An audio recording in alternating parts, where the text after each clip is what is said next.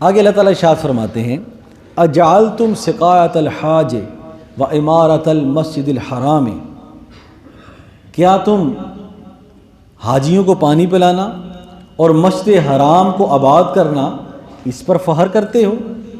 ہوا ایسا نہ کہ جب غزوہ احد میں میدان بدر میں حضرت عباس یہ حضور کے چچا تھے لیکن ابھی ایمان نہیں لائے تھے، حضور کے چچا تھے اور بعد میں یہ ایمان لائے، اور جب یہ ایمان لے آئے نا تو ان سے کسی نے پوچھا کہ آپ بڑے ہیں یا حضور بڑے ہیں؟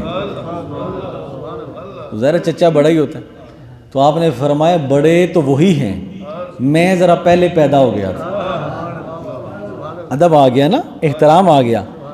جب اسلام اس طرح کا بندے کے دل میں داخل ہو جائے تو فرمایا بڑے وہی ہیں، حضور ہی بڑے ہیں، لیکن میں ذرا پہلے پیدا ہو گیا تھا۔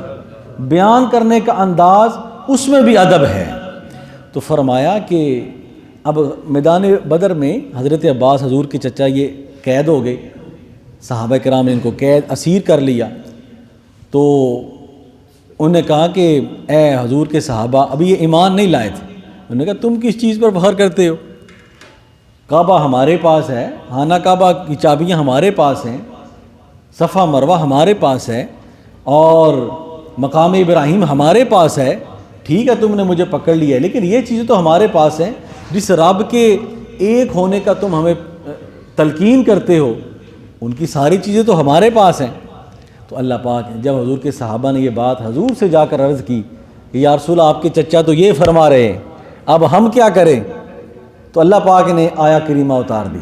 اللہ پاک نے فرمایا اے محبوب اپنے صحابہ کو بتائیں چہ ان کے پاس خانہ کعبہ ہے، اس میں اللہ کی کوئی حکمت ہے، بالآخر آنا آپ کے پاس ہی ہے، ہر چیز آپ کے پاس آنی ہے، اللہ نے صفائی کرنی ہے، چہ جائے کہ حجر اسود ان کے پاس ہے، چہ جائے مقام ابراہیم ان کے پاس ہے، ہر چیز ان کے پاس بظاہر ان کے پاس ہے، لیکن اے محبوب اپنے صحابہ کو یہ بتائیں کہ ہر چیز ان کے پاس ہے لیکن ایمان ان کے پاس موجود نہیں ہے، اللہ اس کے رسول کی ذات پر ایمان ان کے پاس نہیں، لہٰذا ان کے پاس کچھ بھی نہیں ہے۔ تو فرمایا کیا وہ یہ سمجھتے ہیں کہ ہم کعبہ کے متولی ہیں تو ہم ہی سب کچھ ہیں؟ اللہ پاک نے فرمایا نہیں، کمن آمن باللہ والیوم الآخر وجاہد فی سبیل اللہ، فرمایا چاہے کعبہ بھی ان کے پاس، سارا کچھ ان کے پاس، لیکن محبوب وہ تیرے غلاموں کے برابر نہیں ہو سکتے، وہ آپ کے صحابہ کے برابر نہیں ہو سکتے۔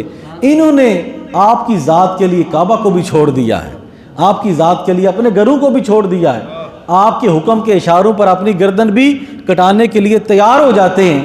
کہ محبوب میرے نزدیک ابو جہل کا خوبصورت چہرہ کوئی اہمیت نہیں رکھتا، میرے نزدیک سیدنا بلال جیسے کالے منہ والا وہ چہرہ عظیم اور عظمت والا ہے۔ فرمایا کہ یہ جو اعزاز ہیں یہ اعزاز اسی وقت بنتے ہیں جب اللہ اس کے رسول پر پختہ ایمان ہو۔ تو یہ چیز اللہ تعالیٰ نے فرمایا لا یستوون عند اللہ، یہ دو طبقے، ایک کے پاس کعبہ ہے ایمان نہیں ہے، ایک کے پاس کعبہ نہیں ایمان ہے، فرمایا یہ دونوں اللہ کے ہاں برابر نہیں ہو سکتے۔ اب بندہ کون سا قیمتی ہے؟ جس کے پاس ایمان ہے، جس کے پاس اللہ اس کے رسول کی اطاعت ہے۔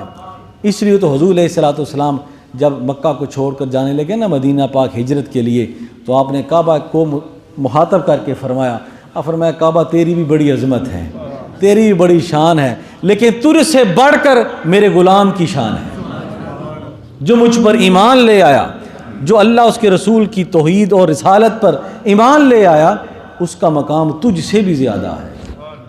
تو فرمایا اللہ پاک نے فرمایا